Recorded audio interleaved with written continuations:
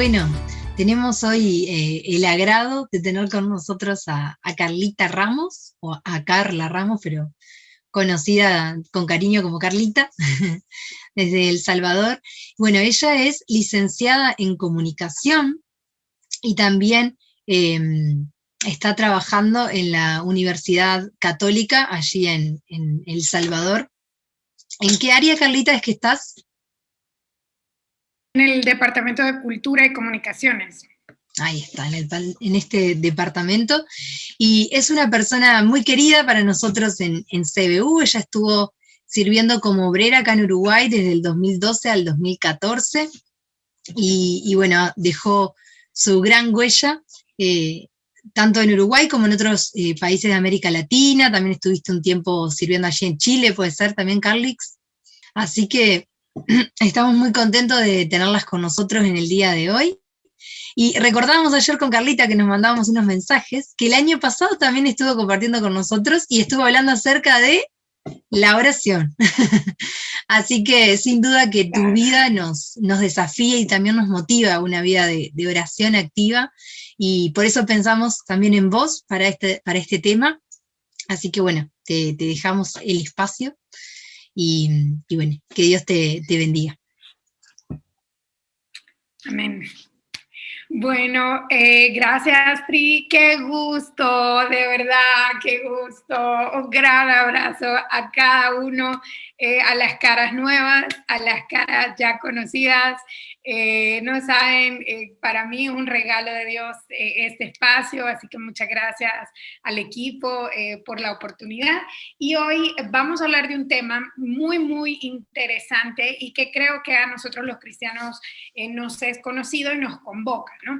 Así que les voy a animar a que tengan la Biblia a mano porque haremos juntos un recorrido y si me permiten voy a compartir mi pantalla para ir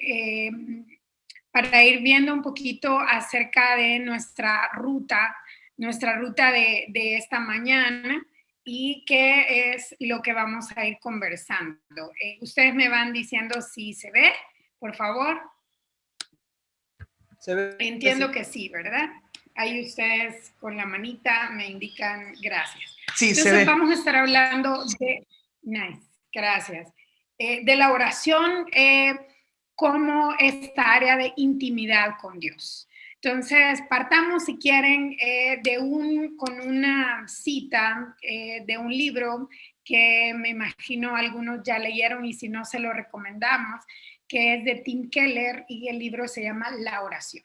Entonces, quisiera saber, comenzamos con esta cita y tal vez alguna persona que no haya participado nos ayude a leerla y vamos a ir partiendo de este pensamiento del autor. Yo te leo. Acabo de enviarles el libro por el chat, ¿tá? Que era el regalo que teníamos, este libro de Tim Keller sobre la oración. Dice la cita: la oración es la única entrada al genuino conocimiento de uno mismo. Es además la mejor manera para experimentar un cambio profundo, el reordenamiento de nuestros afectos.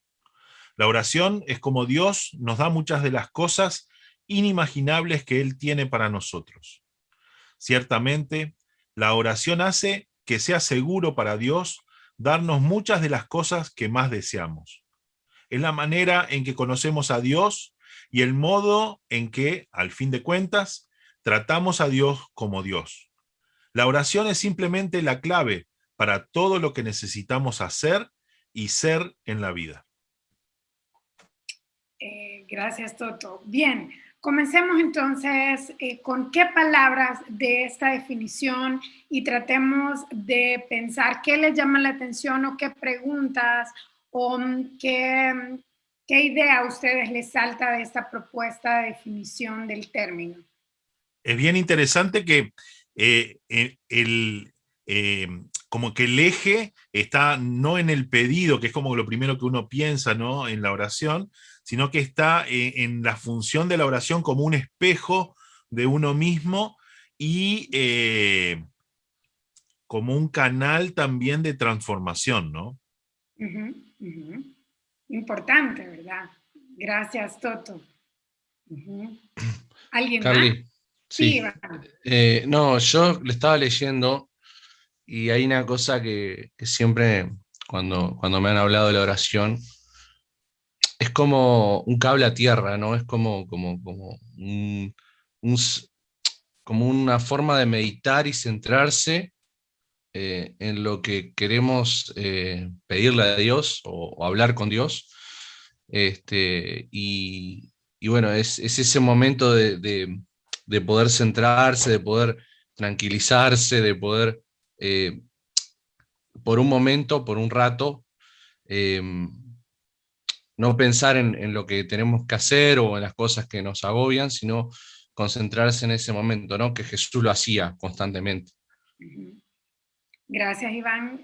Importante también esta dimensión de la vida devocional de Jesús, ¿verdad? Que nos recordás de cómo Él también lo hacía y lo hacía mucho, ¿verdad? Gracias, Iván. ¿Alguien más? Uno más, tal vez. Sí, como mencionó Toto, de que estamos buscando la voluntad de Dios. Es como que en vez de como de pedirle a Dios, pero me parece interesante esto que al buscar la voluntad, al conectarnos con Dios, al desarrollar esa relación, Él nos da lo que más deseamos, porque es como, sí está interesado en darnos, pero lo que nos es bueno, lo que realmente deseamos, no lo que inmediatamente pensamos, ¿no? Es como, es una cosa más profunda, que Él nos conoce íntimamente, pero no es algo que como que lo sabemos de inmediato o lo reconocemos de inmediato, así que es como que desarrollando una confianza con Dios, que Él también nos va a proveer cosas que hasta ni nos imaginábamos que necesitábamos o que queríamos, pero sí, Él nos conoce en lo íntimo. Gracias, Lynette. Y también este aporte que haces es muy interesante por el elemento de que Dios es un Dios bueno, que nos conoce, ¿verdad? Y también la oración es un espacio de transformación que también, como dice este autor, nos permite o nos invita también a conocernos a nosotros mismos. Entonces, no partimos del concepto de que la oración es un pedido como una lista de supermercado, ¿verdad? Nos alejamos del concepto y vamos, como bien ya lo dijiste, algo un poco más profundo, algo que tiene que ver con trascendencia, algo que tiene que ver con caminar con Dios, con intimidad, algo que tiene que ver con un vínculo, tanto con nosotros como con Dios. No precisamente para que nos dé algo necesariamente, sino para hacer su voluntad. Y muchas veces su voluntad va a ser lo que queremos y otras veces va a ser lo que no queremos, porque Él es Dios soberano. Entonces, muy interesante porque vamos conociendo el carácter de Dios. Okay, muchísimas gracias por compartir. Entonces, a partir de estas primeras indicios que ese autor del libro que les animo a seguir leyendo a los que no lo han hecho, quisiera animarnos ahora a pensar el tema de orar, que nosotros partimos de este concepto, ¿verdad? Que hemos hablado ahora, pero hagámoslo, y mi invitación esta mañana es, hagámoslo a través de uno de los que oraban mucho en la Biblia y específicamente en el Antiguo Testamento. Uno de los profetas, para su tiempo, surrealistas, futuristas, que si ustedes lo ven, entra en escena en el libro de Reyes y no sabes nada más que en el capítulo 17, cuando estás leyendo acerca de los reyes, acerca de Acab, acerca de Onri, acerca de Elá, acerca de la viuda, acerca de Simri, a ver, otros reyes, acerca de Jeroboam, acerca de Abdías. Cuando estás en esta descripción de los reyes, en este libro, del primero, de repente en el capítulo 17 aparece. Y lo único que sabes en ese momento de esta persona es que es de Tisbe de Galad. esa es la entrada, la presentación que el texto de las Sagradas Escrituras hace de Elías. Solo aparece, ¿no? En otros profetas, por ejemplo, te dice que es hijo de tal, viene de tal, creció. Por ejemplo, de Samuel sabemos mucho de su biografía, pero de Elías no. De Elías solo aparece en el capítulo 7 en un contexto muy particular, ¿no? ¿Y en qué contexto aparece Elías? Según lo relata el libro de Reyes. Bueno, aparece en un contexto muy complejo, ¿no? Si lo vemos en términos sociopolíticos del momento, el pueblo de Israel y el pueblo de Judá ya están como separados, ¿no? Ya ha habido la división de los reinos, el reino del norte, el reino del sur, ya tenemos también la distinta sucesión de reyes en el pueblo. ¿Y qué sucede? Fíjense que los reyes cambian, pero la razón por la que estos reyes cambian es la misma. ¿Y saben cuál es lo que más se repite? Cuando van cambiando los reyes, lo que más se repite es: e hicieron lo malo delante de Dios y se apartaron, ¿no? Si ustedes van leyendo cada uno de los capítulos anteriores a que Elías aparezca, se van a dar cuenta que esta frase es muy, muy repetitiva en el texto. Y eso es un principio hermenéutico que nos dice: fíjense, ¿no? Pongan atención a este elemento. Entonces, Elías entra en un contexto espiritual bastante particular, ¿no? Y en un contexto donde el pueblo ha decidido voluntariamente apartarse de Dios. Y por eso viene un rey tras otro rey, tras otro rey, tras otro rey, que hace lo mismo. ¿Y qué es lo mismo? Hacer lo malo delante de Dios y olvidarse de los mandamientos que ellos tenían, ¿no?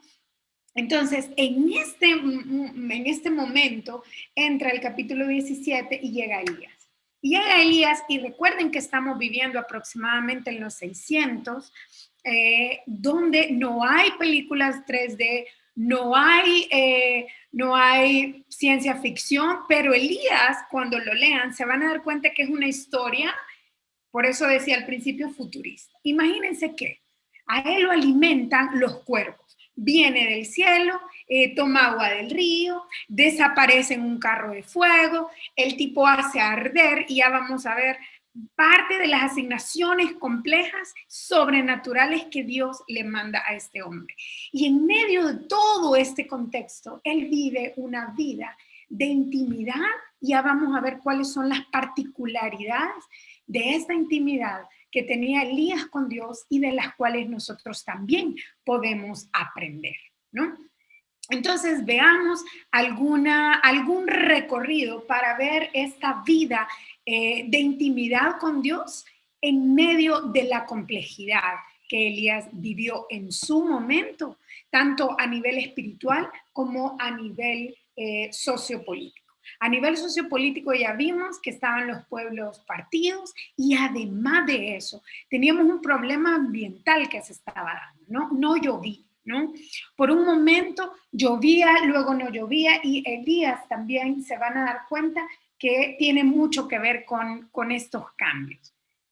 También nos damos cuenta que la situación, hay mucha hambre, ¿no? O sea, es una situación social compleja. Y se van a dar cuenta cómo Elías también vive su espiritualidad y su intimidad altamente relacionado con los problemas que están viviendo. Más allá de que sea castiga o no al pueblo por desobediente, que esto es una de las razones por las que hay sequía, según el texto, pero también nos damos cuenta cómo Elías entiende cuál es el momento justo y cuál es la palabra de Dios para el momento tan difícil que él está hablando. ¿Y cómo lo hace? ¿Cómo puede discernir los tiempos? ¿Cómo puede discernir la situación? En un primer momento él no se aísla como los primeros padres de la iglesia, sino que él está en este contexto, está in situ.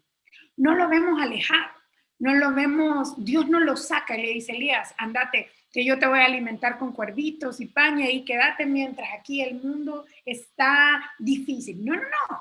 Al contrario, a Elías le da unas asignaciones complicadas, lo manda a hablar con los reyes y le dice, mira, va a dejar de llover, o mira, va a llover, mira, viene un tiempo de hambre, etcétera, etcétera. Es decir, hay una relación directa de Dios con su pueblo en medio de las circunstancias y con las circunstancias complejas que acabamos de decir. ¿Ok? Entonces, en este contexto es lo que Elías y la vida de Elías envuelve. Entonces, quisiera animarnos a que me acompañen a hacer un rápido recorrido por el libro de Reyes y que nos centremos en la persona de Elías. Entonces, quisiera compartirles a ustedes un Jamboard, que es el que ven a continuación. Se los voy a copiar aquí en el chat y si pueden, por favor, entrar. Me dicen si pueden entrar y si no, yo voy a... ¿Y qué es lo que les animo a que hagan? Que dentro del Jamboard ustedes, por favor, vayan poniendo y respondiendo la siguiente pregunta. Primero, ¿qué elementos o qué situaciones enfrentó Elías y cómo esas situaciones se relacionan con su vida de intimidad con Dios? Por ejemplo, si Elías oró en medio de una hambruna o si Elías oró en medio de una situación familiar compleja, o sea, eso, ¿qué situaciones complejas enfrentó Elías y cómo esto se relaciona con su vida de oración o de su vida devocional, ¿no? O su vida de intimidad, que para efectos de este taller es sinónimo, ¿ok? Entonces me avisan, gracias Toto por ayudarme con el link. Entonces cuando entremos al link ahí, me avisan y yo los voy a ver. Ya entraron, súper, ok. Entonces, para esto, mis queridos hermanos y hermanas, lo que vamos a necesitar es que tenga su Biblia ahí a la mano y que agarre un post-it aquí, como yo lo estoy haciendo, ¿verdad? Que usted agarre un post-it y, por ejemplo, usted me dice, acuérdense, la pregunta es, ¿qué situaciones Elías vivió y cuál era su relación o la intimidad cómo esto se relacionaba con su vida devocional? Por ejemplo, en el capítulo 17 vemos que él atendió a una viuda. ¿Qué situación complicada estaba viviendo y cómo esto se relaciona? ¿Qué hizo él que refleja su intimidad? ¿Se entiende lo que vamos a hacer?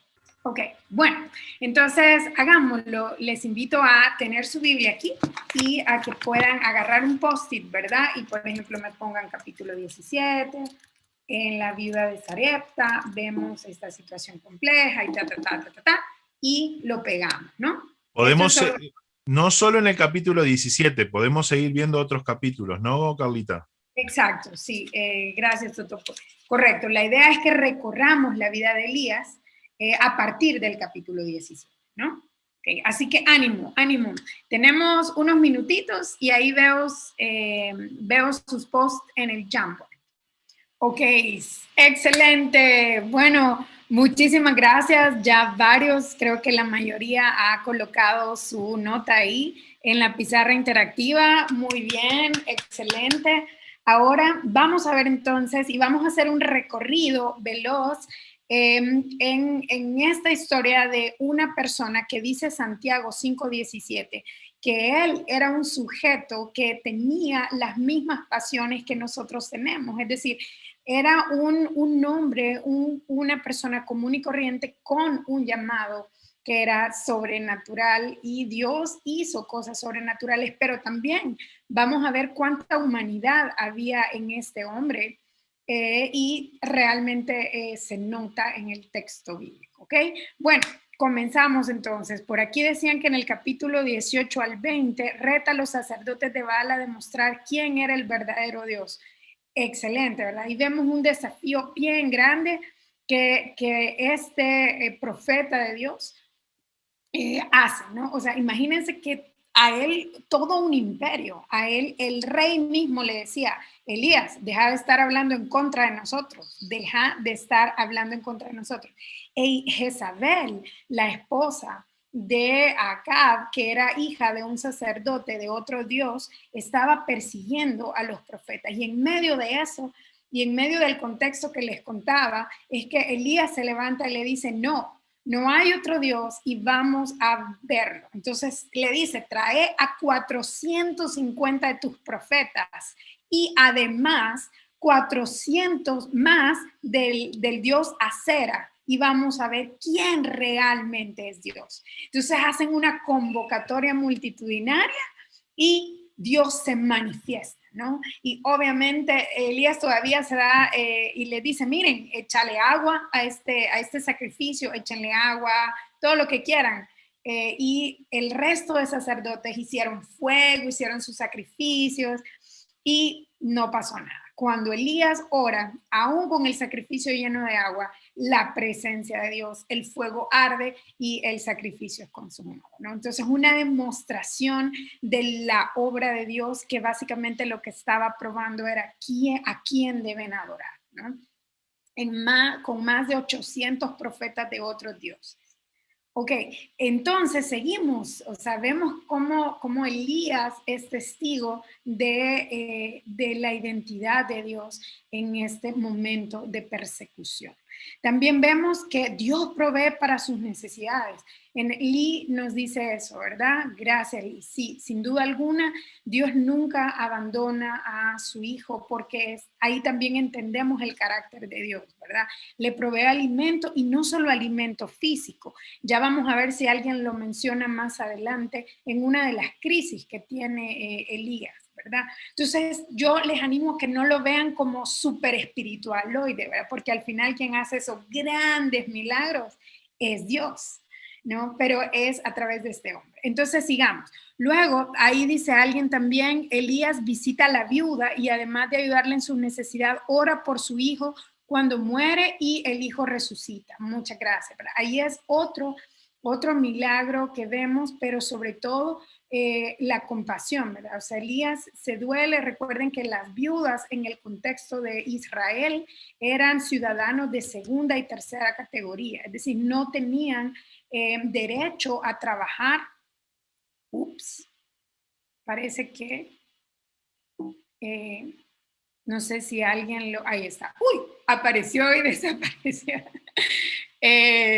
Hablando de las cosas sobrenaturales, ojo que no, aquí no hemos orado por nada de eso, pero bueno, ya apareció. Ok, entonces, como les decía, la viuda no la vean como la vemos con ojos occidentales, ¿verdad? Sino que era una mujer que estaba socialmente marginada, no tenía ningún derecho legal para poder trabajar, ni siquiera podía ser considerada en los registros civiles. Porque era una mujer y además de que era mujer, era viuda. Su representante había muerto. Entonces, que Elías, le provea y le resucite a su hijo, no solo es un milagro espiritual, sino que es una redención familiar y emocional para esta mujer. Entonces, véanla desde la misión integral, ¿no? O sea, Dios se preocupa tanto de Elías como de las personas con las que él está interactuando, no solo del área emocional o una enfermedad o un padecimiento social, sino que realmente restaura, ¿no? Ok, sigamos avanzando. Elías obra con fe en las promesas que el Señor le ha revelado y da testimonio a la viuda. Excelente. En el capítulo 18 dicen que Elías se encontraba en un enfrentamiento con los profetas. Ahí está. Y esta situación refleja el celo, gracias, y otro aspecto importante, el celo que tenía él por Jehová y confiaba que Dios era más poderoso. Gracias, Caro, sin duda alguna, ¿verdad? O sea, a Elías en este momento no le quedaba duda a quién era Dios. Ya vamos a ver el capítulo siguiente, a ver qué hace Elías, ¿no? Después de esta gran manifestación, ¿no? Y esta confianza que tenía en Dios, véanlo en un capítulo después. ¿Y qué hace Elías? ¿Qué hace? Se va a esconder con miedo a una cueva. O sea, este mismo Elías que ha sido testigo de estos milagros que ustedes han descrito, con este conocimiento de Dios y de la situación en la que vivía, tiene miedo y se esconde y se deprime. Sigamos, ¿no? También Elías profetiza para que haya lluvia en medio de esta hambruna que había, porque había también mucha hambre a causa de la situación ambiental que estaban viviendo.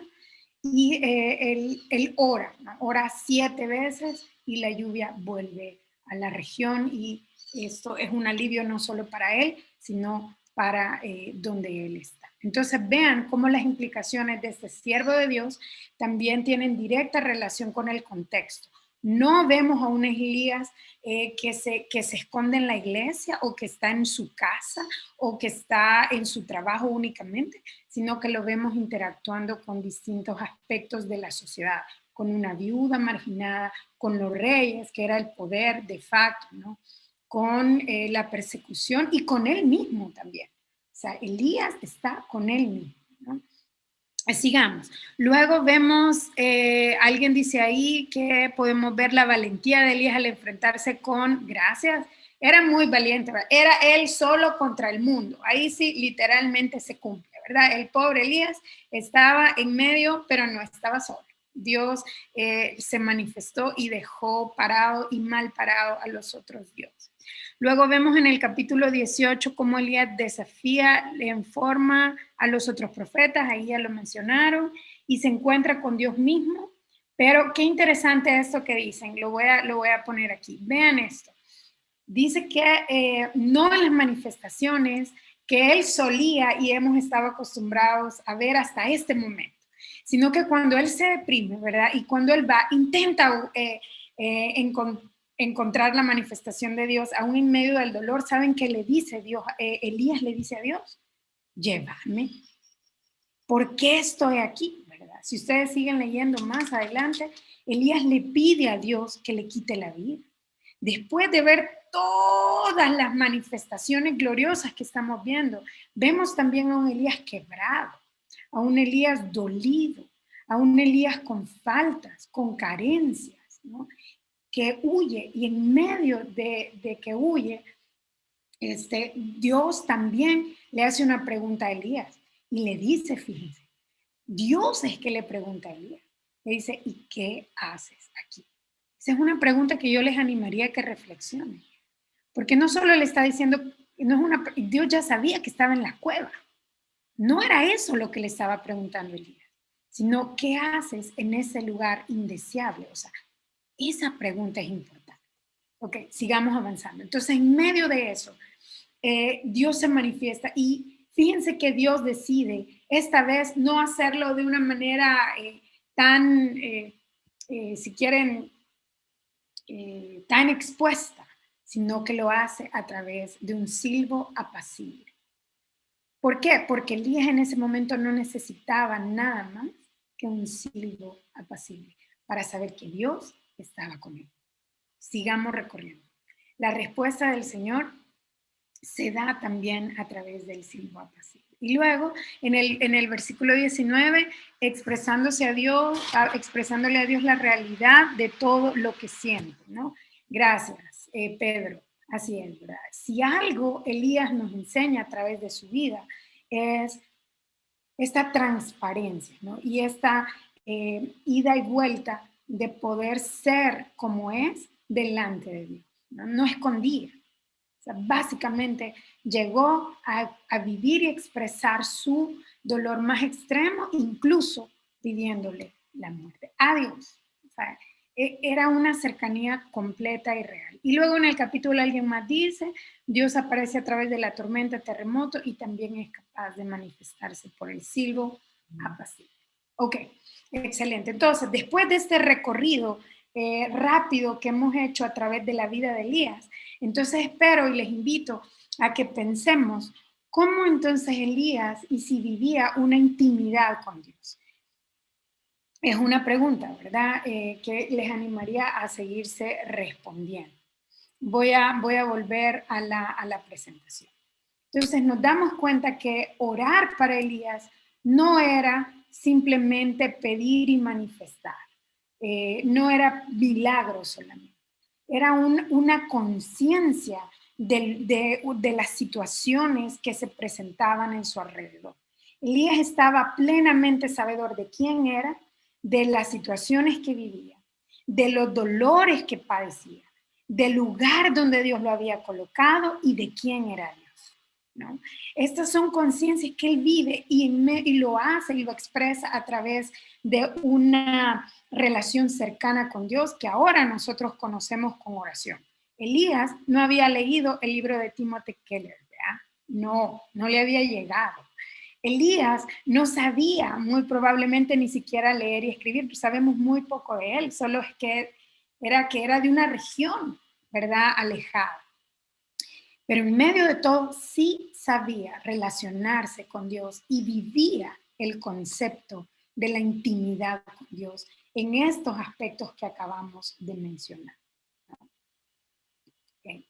Entonces, nos damos cuenta que Elías era siervo, ¿no? Él tenía una plena conciencia de que su sentido de misión era de servir a Dios. Incluso Dios le daba el delivery, ¿verdad? Y ahí sí era directo del cielo. O sea, era delivery de Dios a Elías mandando a los cuervos.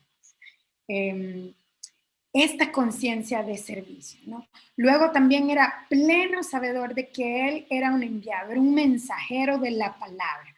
A mí me llama la atención cada vez que la Biblia dice que vino la palabra de Dios a Elías. O sea, él sabía distinguir, sabía entender cuál era el mensaje de Dios para su pueblo, para el rey, para él mismo.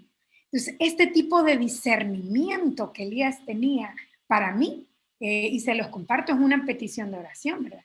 ¿Cómo sabía Elías que era la palabra de Dios? El texto dice que vino la palabra de Dios y Elías podía distinguirla. Cuando Dios le decía, levántate y sal, Elías iba, ¿no? Elías, para los que no saben, Elías hizo una maratón. Dios lo mandó a caminar 40 días, ida, y lo mandó de regreso 40 días.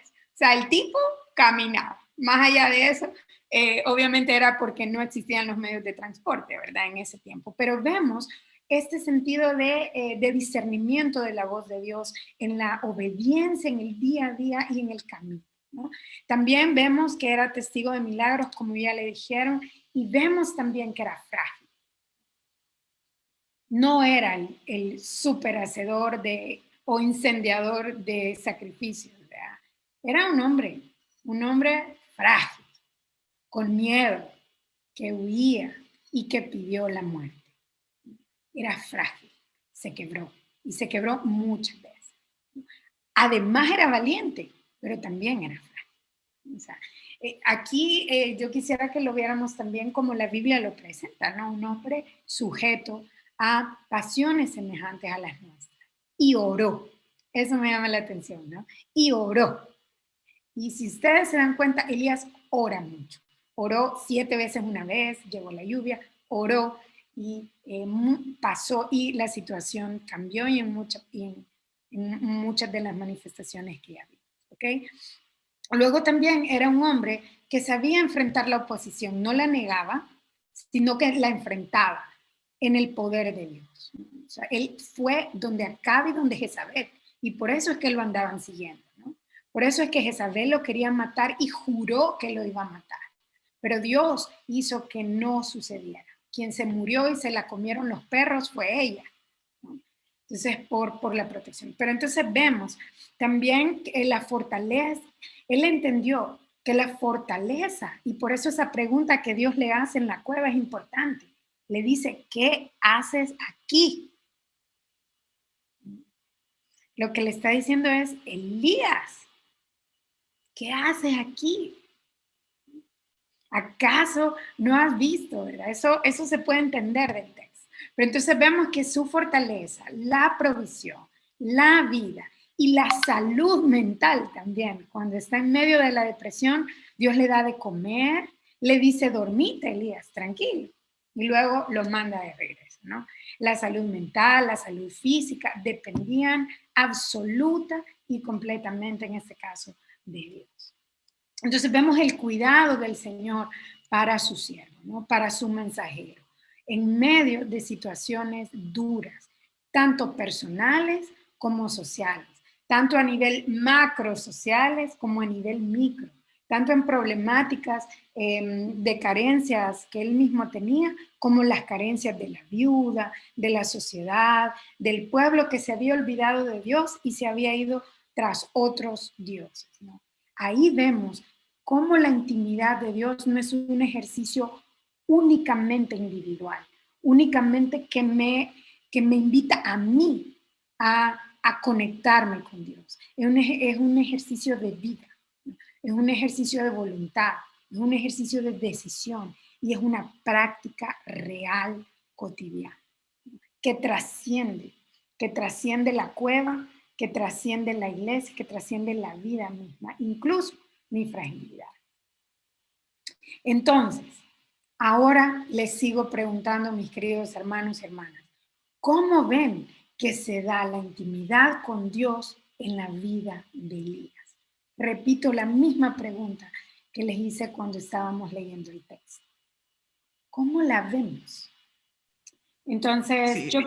Ajá, adelante.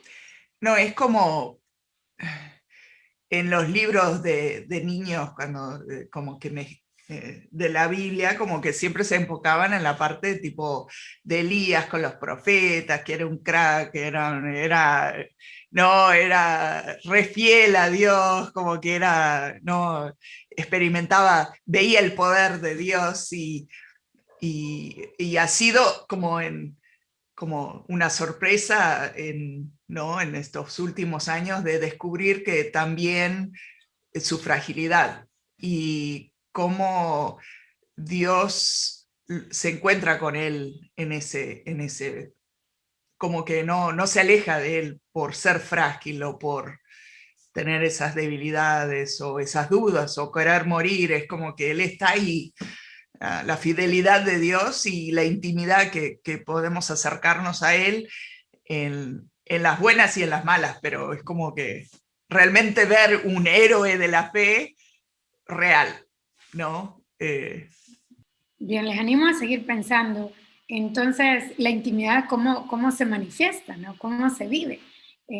Más allá de ser un ejercicio pietista, que es únicamente yo, obviamente hay que hacerlo, Jesús así nos enseñó también, pero Jesús también lo vivió afuera, ¿no? Donde él hacía su ministerio y con otros. Entonces también Elías lo vemos. Bien, gracias Carolina. Me dice, es una intimidad honesta. Gracias, ¿verdad? Honesta, qué importante palabra, ¿verdad? Así me siento, esto es lo que hay, ¿verdad? Aquí no hay para dónde, ¿verdad? O sea, me siento hasta sin ganas de orar, o sea, el tipo estaba mal y lo dijo. Carlita. Sí. No, y yo pensando un poco en esto, creo que también como que Dios no es un Dios que como autoritario, sino que entiende la naturaleza humana y esos momentos de debilidad y los momentos de alegría o de algarabía. Y por eso cuando Elías escapa, trata de escapar, no usa truenos, relámpagos y centellas, sino que es ese silbo apacible para que... Y el mismo texto dice que Elías como que tembló de miedo. O sea, cuando escuchó como esa tranquilidad, ese dijo, acá soy boleta. Y sin embargo, no era esa la intención de Dios, sino tratar de tranquilizarlo. Gracias. Bueno, también otro buenísimo aporte, ¿verdad? Uh-huh. Bien. Entonces, piensen ustedes en cuáles han sido nuestras fragilidades últimas en este mes pasado, en la semana pasada o ayer, y cómo las hemos abordado. Primero hemos sido conscientes de ella, cómo la hemos traído delante de Dios o la hemos escondido. O tal vez Dios nos ha ido a buscar y nos los ha recordado, como a Elías. O tal vez estamos en otro momento donde estamos viendo esta algarabía o este manifestar. ¿Cómo vivimos también esa intimidad con Dios? Sigamos pensando juntos. Bien, entonces algo que el texto, y vamos cerrando, es que él sin duda alguna sabía escuchar la voz de Dios. Entonces mi pregunta para nosotros, y yo sé, para mí es un desafío en la vida cristiana, es, la Biblia dice que mis ovejas, dice la palabra, oyen mi voz y me siguen. Entonces eso de escuchar viene del original que tiene que ver en el texto como con obediencia, ¿no?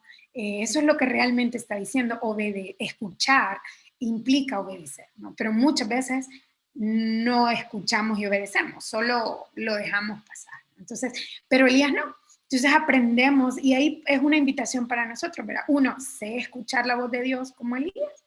Puedo decir que, y aquí no nos pongamos tampoco supernaturales, ¿verdad? Sino que de qué manera Dios me habla, ¿verdad? No necesariamente tengo que incendiar un sacrificio, ¿verdad? O irme en un carro de fuego, aunque sea en la vida virtual, no. ¿Qué implica realmente para mí si yo sé escuchar la voz de Dios o no? ¿La he escuchado alguna vez y cómo? O sea, es una invitación para mí y para ustedes que yo les animo es, ¿hemos escuchado la voz de Dios? ¿Podemos discernir su voz en medio de tanto ruido que vivimos? Elías sabía y lo hizo. Otra cosa es que estaba consciente de la problemática, ¿no? O sea, nunca la negó y siempre la enfrentó. También esta es una vida devocional íntima que nos ayuda no a olvidarnos del mundo y meternos únicamente con Dios, sino a traer al mundo conmigo y presentarlo delante de Dios, ¿no? No es olvídese de los problemas, no, traigamos los problemas, presentémoslos delante de Dios. Es lo que Elías hizo, ¿no? Y luego su equipo básicamente empezaba con Dios, ¿verdad? O sea, era él y Dios, ¿no? Entonces, en tu equipo de vida, en tu forma de vivir, ¿dónde está Dios? ¿Verdad? ¿Es el primero al que vas? ¿O es la terapeuta o el que también es bueno y hay que ir? Pero cuando hay algún alto y bajo, ¿dónde está Dios? ¿En tu equipo de rescate o está en tu equipo de la cotidianidad o solo es un equipo de emergencia que yo llamo, ¿verdad? Cuando lo necesito. ¿Quién es tu equipo en la vida? Ya sabemos que vivió sus altos y bajos en compañía de Dios. Y esto es bien importante porque a veces cuando nosotros nos sentimos bien mal, alguna tendencia, no todo, ¿verdad? Pero alguna tendencia es, nos retraemos y decimos, yo voy a vivir esto y cuando esté bien, entonces ya, chao, ahorita no me hablen. Este hombre quiso hacer esto y Dios lo fue a buscar y ahí mismo hablaron, ¿no? Entonces es una invitación también porque cuando nosotros no nos dejamos ayudar ni por Dios ni por nadie, eso es una forma de orgullo, ustedes saben, ¿verdad? Y eso es pecado. Entonces, vivir estos altos pero también los bajos con Dios es parte de la intimidad, ¿no? Es parte de decir, Señor, ahorita no sé ni orar, pero aquí estoy, ¿verdad? Ahorita no quiero, pero ni ver a la hermana, pero aquí estoy y hago un esfuerzo por presentártela, ¿verdad? Es decir, este tipo de vivencia real de la vida cristiana forma parte de una intimidad coherente y honesta. Y se hizo preguntas existenciales, ¿verdad? O sea, son válidas. En la Biblia vemos hombres humanos haciéndose preguntas existenciales, ¿no? ¿Qué hago aquí? ¿Por qué vine? Moisés era uno que fue el primero que le dije, mira, Señor, súper bien, vos sos un gran Dios, grande, poderoso, pero manda a otro, por favor, ¿verdad? Este tipo de realidades, de colocaciones, como se traduciría en brasileño, colocación. Este tipo de planteamientos son los que reales tenemos también la oportunidad de vivirlos cerca de Dios y eso es parte de la intimidad. Y como les digo, a mí esta pregunta me sigue dando vueltas, ¿no? Hay lugares donde nosotros estamos, ya sean físicos o emocionales o ministeriales, que son lugares no deseados. O sea, muchos en la pandemia no quisiéramos estar encerrados. Muchos también, cuando estamos enfermos, no quisiéramos estar en ese lugar de enfermedad. Cuando estamos tristes, no quisiéramos vivir en esa tristeza. Entonces, en medio de todo, Dios hace la pregunta de ¿qué haces aquí? O sea, ¿qué realmente haces? Entonces, es algo para seguir meditando. ¿Cuáles son? ¿Dónde estás ahora? ¿Y qué haces ahí donde estás? ¿Cuál es tu lugar? Si es un lugar de tristeza, ¿qué haces en la tristeza? Y cómo Dios te puede encontrar ahí. Y vos también, dejarte encontrar por Dios. Bueno, y quisiera cerrar entonces con la pregunta hermenéutica que está en los libros que ustedes han leído de cómo estudiar la Biblia, ¿no? ¿Qué me enseña este texto a mí? ¿Qué aprendo yo? ¿Cómo lo aplico yo en mi día a día? ¿No? Entonces, para eso voy a intentar porque y quisiera compartir un Mentimeter, y les animaría, y se lo voy a poner también aquí, a que lo procesemos y que entren a este sitio y piensen que en una palabra o dos, porque no les va a dejar poner más, o tres, ¿qué aprendí hoy? ¿O qué me recordó este taller hoy? Recogemos entonces esto que ustedes están viendo en pantalla y lo ponemos delante de Dios. Oramos. Padre, gracias, Señor, porque tu palabra es la verdad. Señor, gracias porque no tenemos dónde ir, Señor, porque como dice el Salmo 121, ¿de dónde va a venir nuestro socorro? ¿A quién correremos, Señor, sino a ti? Padre, gracias, Señor, por la vida de cada uno de mis hermanos. Gracias, Señor, porque tú los amas de maneras que yo no puedo describir, Señor, porque tu amor nos sobrepasa. Señor, gracias porque caminas con nosotros, Señor. Gracias porque tener intimidad contigo es un camino diario, es una elección, es también una decisión que muchas veces, Señor, es fácil, otras veces no. Señor, en medio de las situaciones complicadas y en medio de las alegrías también, Señor, venimos delante de ti, poniéndote, Señor, esta nube de palabras como un reflejo de nuestro corazón delante de ti, Señor. Que tú nos conoces, Padre, y en medio de este procesar y de este reflexionar en el texto bíblico, Señor, yo te ruego que tú nos permitas, Señor, ser oidores y ser hacedores de lo que oímos, Señor, no oidores olvidadizos, sino, Señor, que podamos vivir una intimidad contigo así, Señor, donde podamos verte, Señor, donde podamos escucharte, donde podamos también caminar con otros, Señor, donde podamos enfrentar y vivir las dificultades, Señor. Padre, donde seas tú nuestra compañía, al lado también de hermanos y hermanas. Señor, ayúdanos en nuestra fragilidad, Señor. Ayúdanos a reconocernos débiles, Señor. Ayúdanos a reconocer nuestra plena conciencia, Señor, de que te necesitamos en cada aspecto de nuestra vida. En cada relación, Señor, en cada decisión, y que los pensamientos, Señor, y la meditación de nuestro corazón te sean agradables. Por Jesús oro. Amén. Bueno, muchísimas gracias, hermanos y hermanas. Los abrazo enormemente y gracias al equipo también por la oportunidad.